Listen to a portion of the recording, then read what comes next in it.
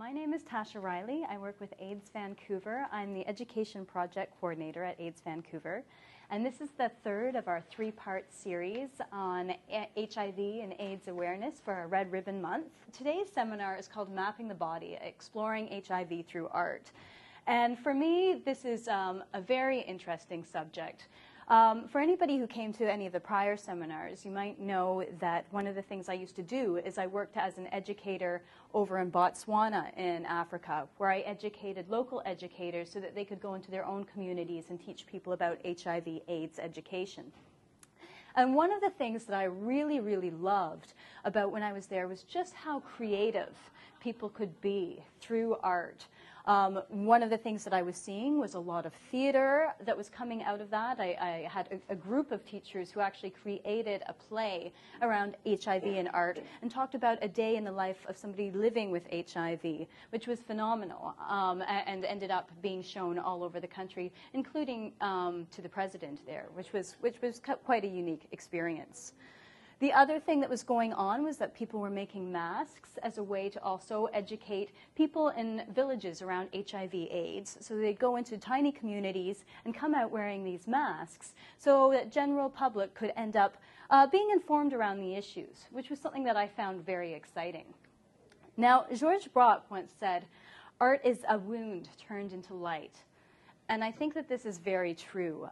There's been a number of artists who have either used their body or used their art as some form of activism.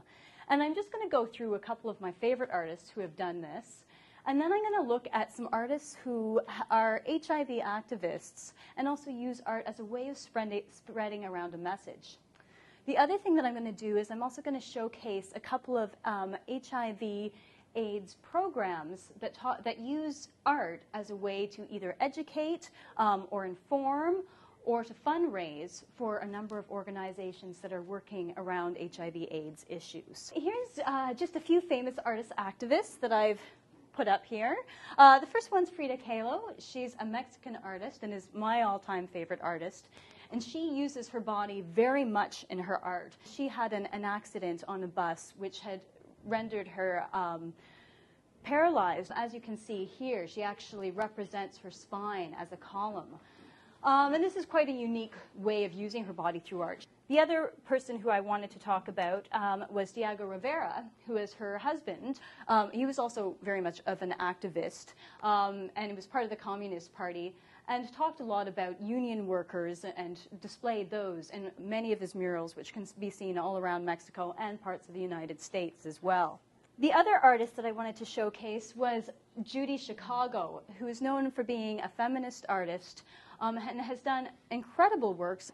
This work, Resolutions, A Stitch in Time, she's actually doing with some people who are using actually thread work as a way to kind of document and demonstrate that thread work and needle work was very important for women and should also be classified as a form of high art. Of course, we also have Picasso. This portrayal of the dove has actually been taken up by many different organizations as a symbol for peace. And he was a peace activist himself. Cindy Sherman is another artist who uses her own body very much in her works, and she was best known for her film stills, where she used her own body to portray how women were portrayed in the media and in film. This is part of her history series, where she actually uses her own body and dresses up as women who have been portrayed in art in history. And we also have Jean-Marc Basquiat.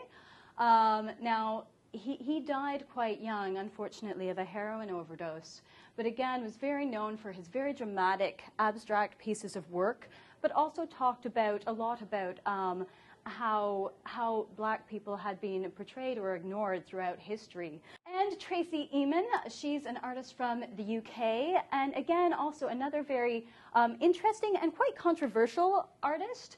This tent is called Everyone I've Ever Slept With. And she includes people not only that she slept with, but she also includes the names of two of the children that she had had to abort, as well as her twin brother. And this is a really evocative display, and she often uses her own life in her art pieces. And finally, Brian Jurgen, who some of you might know about already. He's a Vancouver artist, actually, or he's from British Columbia. And he basically ends up using things like Nike shoes, or in this case, these are golf bags, to represent First Nations masks or totem poles as a way to talk about assimilation, cultural appropriation, and all of these different kinds of things. And his work is quite powerful. Now I wanted to talk specifically about artists who have been HIV activists. And perhaps one of the most famous is Keith Haring.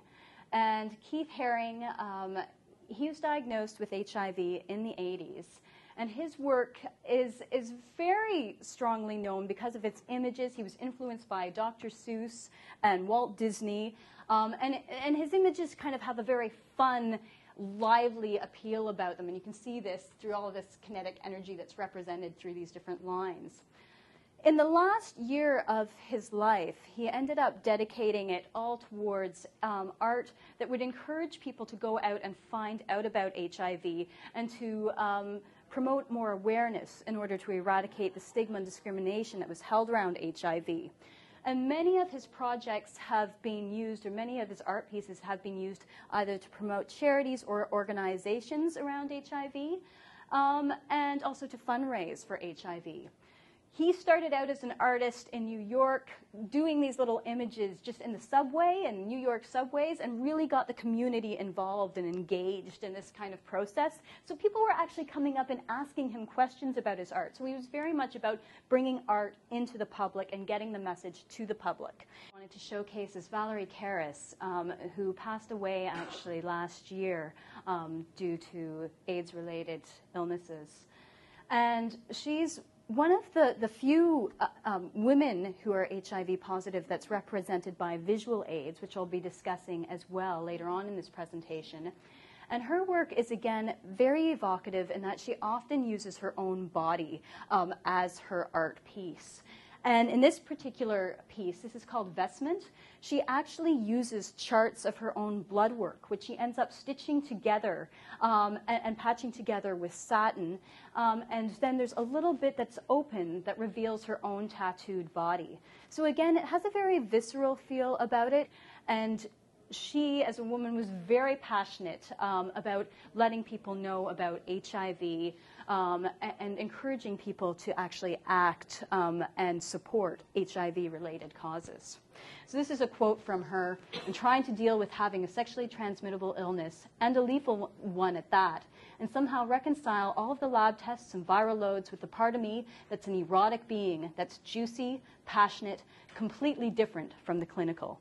So really emphasizing the personal. This is another artist, Patrick Webb. And Patrick Webb had originally started doing this Punchinello series, and then he ended up finding out that his partner was HIV positive, and his partner died of AIDS-related causes. And all of a sudden, the work that he did ended up taking on a much more personal feel. So the characters that were in his display, instead of becoming more generic, the paintings in his work actually took on the personal appearance of both himself and his boyfriend, Chris. And I find these pictures myself very, very moving. And they talk again about the relationships. So they get past HIV and people as statistics and look at people as the individuals that they are. This is another artist, Nan Golden. She's a photographer, and she's from the States. And her work is very much known for, she takes photographs of her friends, she takes photographs of family or people that she considers to be her family, and she very much talks about the reasons why she takes pictures of her friends and family as opposed to just sort of the outside public, because she really values the personal narrative that people bring and the stories that people bring and often don't get told. A lot of her work deals with sex and intimate relationships, and also with death. So all of the themes that people tend to avoid and not want to talk about, Nan is very straight up about it. And you can see that in her quote. She's taken a lot of photographs of friends who have died of HIV-related illness. This is another artist, Daniel Goldstein, and his artwork was actually represented at the 2010 UN AIDS conference in Vienna. And basically, he started out as being known and quite successful as a woodblock printer. And then his partner was diagnosed with HIV, died of HIV, and he also found out that he had HIV, and he decided that was it. He was done with his woodblock printing and wanted to create tributes to all of his friends and loved ones who had passed away from HIV-related illness. So he created what he calls ghost houses. And they're very beautiful sculptures or statues that take the shape of a human form. And he does this with a variety of different kinds of materials. And one of the ones that was on display at the 2010 International AIDS Conference in Vienna is done out of his HIV medicine bottles. So they're all very clear, translucent bottles, and around it he puts syringes so that when the light hits it, it's got an almost translucent quality about it. So he was then, he ended up being commissioned by a place, I believe it was in South Africa, to create a similar piece of work. And there he ended up collecting HIV bottles, medication bottles, but he found that the bottles were quite different. They were very solid and very heavy. So the structure took on a whole different appearance. And the other thing that he had noticed was that this medication was the kind of medication that he had been using very early on in the 80s and had still caused quite a lot of side effects. So he ended up creating a big circle at the end of, at the bottom of this sculpture so that people could actually write with crayon the various kinds of side effects they were experiencing from this medication. The next project that I wanted to emphasize is the names quilt. And this, of course, is one of the most well-known projects around HIV/AIDS. And it was first initiated, or the concept of the names quilt was thought up by Cleve Jones, who is a political activist. And in 1985, he was part of the planning committee for the annual Candlelight March in honor of Harvey Milk, and also the former Mayor George Moscone, who were both assassinated in 1978. And so when he had planned this march, he had also learned about how many people were dying of HIV, and of course his own close friend had also died of HIV-related illness. And so he asked people that were taking part in the march to get placards and put the names of their friends that had died, and that when they walked up the street, he then ended up asking them to place those placards against the wall of the San Francisco Foundation building. And once all of them were placed against this particular building, it took on the look of a quilt, which gave him this idea of creating the names quilt, so that now people would no longer just be numbers, they would actually be names. And each panel of the quilt is 3 by 6, so basically the size of a human grave. And they're very personal. People design them and use images that make them remember their family or their friends. This quilt was on display in 1996 in 1996 in Washington. And when they had it on display in 1996, by then the word had spread so much and so many people had participated and given their own panels in that this quilt actually took the span of the equivalent of 24 football fields. So absolutely enormous. At the moment, the names quilt weighs more than 54 tons. And is dedicated to more than 88,000 individuals. So just take a look at how enormous this quilt is. And it's the largest known community art project in the world. The other project that I wanted to talk about is a project called body mapping. And this project originated in South Africa. And basically what this project does is that women who are living with HIV use their own bodies as a piece of art and actually describe the different kinds of effect that HIV has had on their lives, both physically to their body and personally with regards to families and friends. And so this body mapping art show was in Toronto, and it was basically done in collaboration with women who are leaders in the HIV movement from Tanzania, from Zambia, and from Canada, and they all worked together for this. It was organized by CAIDI, the Canadian AIDS Information Treatment Exchange, and also by REPSI, the Regional Psychosocial Support Initiative. And again, it's very colorful pieces of work. All of the women that participate are living with HIV. One of the unique parts of this project is something that is called the Tracing Workbook. And so what tracing workbooks are they're journals that women are given, and they are asked to draw parts of their body, and they're asked to actually illustrate how different kinds of medication are affecting them, so that when they go talk to their doctor or healthcare worker, they can bring in this tracing workbook as a way to show the doctor or healthcare worker exactly what it is that they're experiencing. A lot of the women, before taking part in this project, talked about how they didn't have anybody to talk to about their experience with HIV. They felt isolated from their communities, or they were isolating themselves from their communities. And these workshops gave the women a chance to talk about their experience with each other and to share their experiences with each other, and also to learn more about HIV. So what Katie was doing was coming in and acting, having facilitators come in to educate people around HIV information, where people could get treatment, and different assistance. So this is from artist Elizabeth Sangu. And she talks about her own personal experience. And one of the things that she says is, in 2002, I became pregnant. When my husband died, I didn't know he had died of AIDS. So when I got pregnant, I got tested, as it was the policy. I decided to have another relationship, not knowing I was HIV positive. I went to the main hospital for counseling, where they said I couldn't breastfeed. I was shocked and afraid to share this information with anyone. I thought it meant death and that people would be afraid of me. I went into denial because I was still big enough and thought I was beautiful. I gave birth on May 2nd, 2003 to a baby girl, and I was so happy. But after giving birth, my health deteriorated so much. This is another artist, Cecilia Pascal.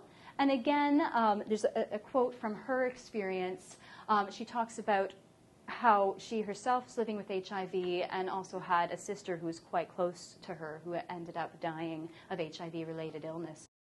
Another project that I wanted to talk about is Art for AIDS International.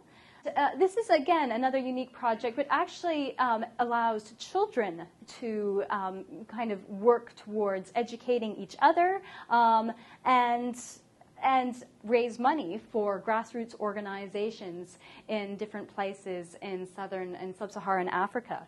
And so one of the unique things about this organization is that workshops happen in the schools, and children are actually able to take part and make collages while receiving HIV/AIDS education.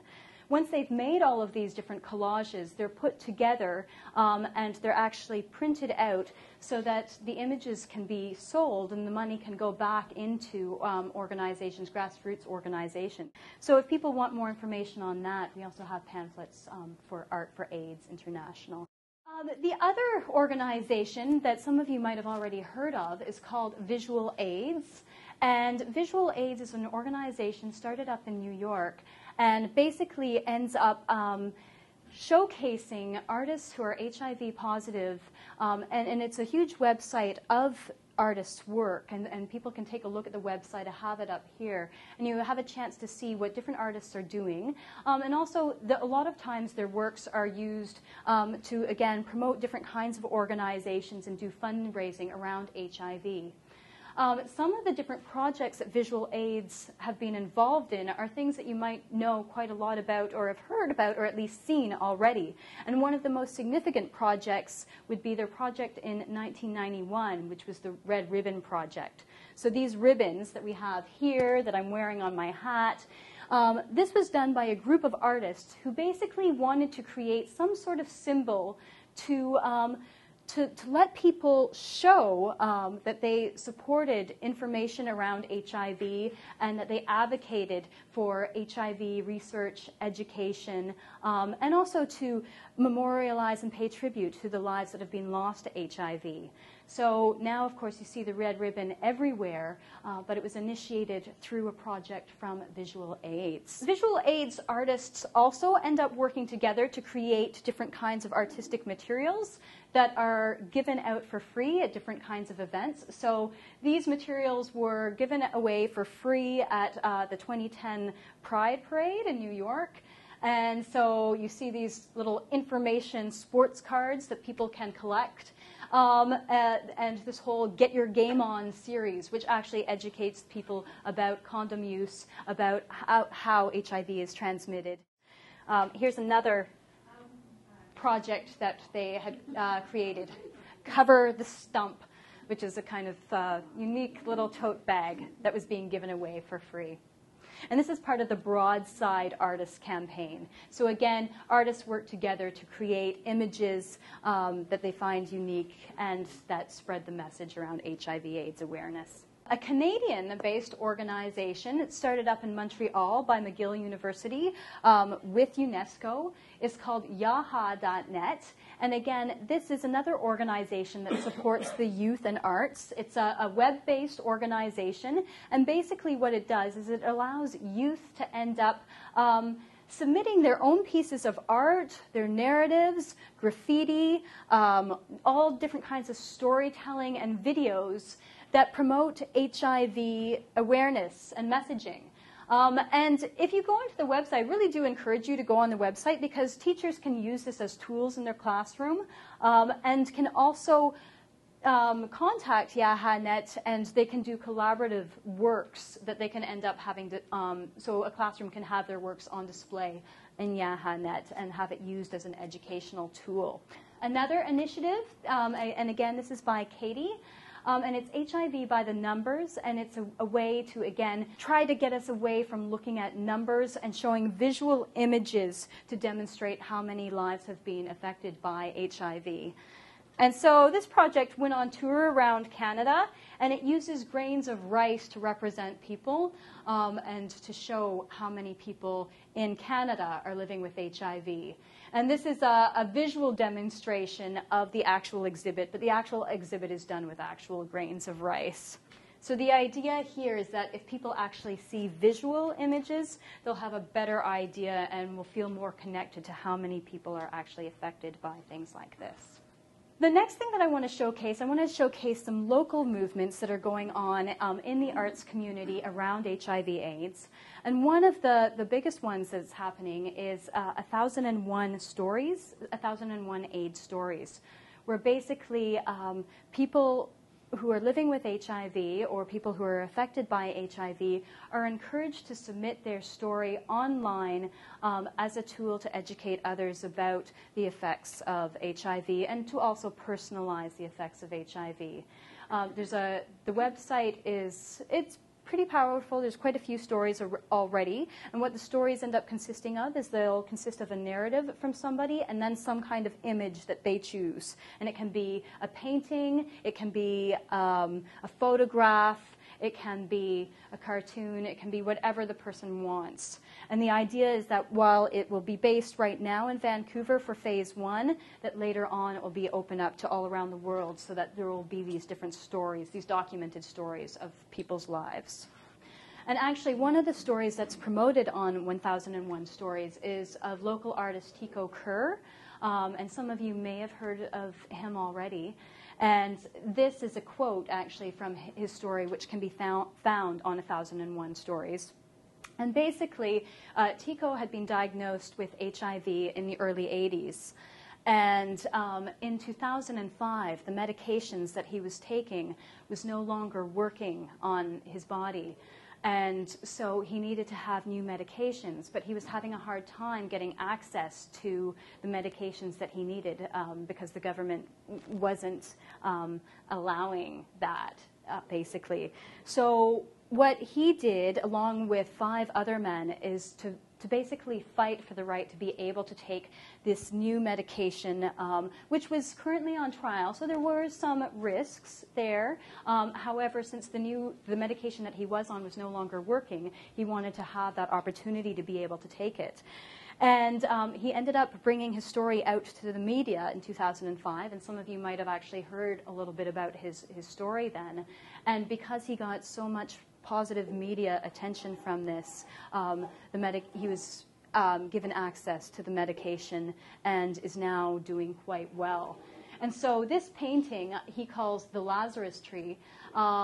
Basically, he sees it as representing his own life. This is a tree that he would see when he was out on his boat. He would always use this as sort of a point on where to reach home. And then, for those of you that recall that huge windstorm that we had, it knocked this tree down. And so at that point, he was very devastated to see this tree that he had loved and used as a guiding post was gone. And then what he ended up remarking upon one day is that he found that even though the tree had been knocked down, it had already begun to sprout new bits of life. So he relates the tree to his own life, where he was at the point where his medications no longer worked. He was quite sick. He had thought that he might die. And then after being given access to this new medication, he feels that he's now being given a new kind of life. And you can read more about his story on 1001 Stories. Another local artist whose art you might also recognize, very, very beautiful, very bright art pieces, is from Joe Average. And Joe Average's work you see all around the city, because one of the things that's very remarkable about Joe Average, who's also diagnosed with HIV in the 80s, is that he really uses his work to promote local organizations, including the Loving Spoonful, AIDS Vancouver. Many of his images have been used for the AIDS Walk that's put on by the BC PWA, BC Persons with AIDS Foundation. And this piece here that you see was actually used, it's called One World, One Hope, and it was used as the symbol for the International AIDS Conference that was held here in 1996. And again, Joe Average is somebody who has been battling with HIV, and you can read more about him again also on the web. And he's doing a lot of things to make sure that he keeps fit, not only painting, but also going to the gym and working out, and really advocates positive living. Another artist, a younger artist, Morgan McConnell, he's somebody who's also living with HIV and uses his work as a way to give messages around HIV, but also just to promote life and living. And so some of his images, again, can be seen. They were used for the AIDS Walk. Some of you might remember this. This was from the 2008 AIDS Walk campaign. So he owns a graphic company called Danger Boy Design, which I have up there. And all of his works are on display. And while a lot of his works don't have to do with HIV, some of his works do have to do with HIV and perseverance, and again, spreading awareness. So these are just a few of the local artists that we have that are advocating around HIV/AIDS awareness and are also promoting positive living. So there are quite a few more that I encourage you to take a look at, and I encourage you to take a look at some of these organizations and the kinds of works that they represent. And I also encourage you to use art as a form of education, because people get really involved and really engaged in art. And it's a way to spread the message around HIV in a creative fashion that is as unique and memorable. I do a lot of workshops in recovery centers, and I work a lot with women. And one of the things that the women that I work with always love to get involved in is actual projects where they're using their hands and talking, because it creates an environment where people aren't afraid to talk, aren't afraid to ask each other questions. And I think this is something that art, theater, and storytelling is all very important to do. So thank you very much for your time, and that's it.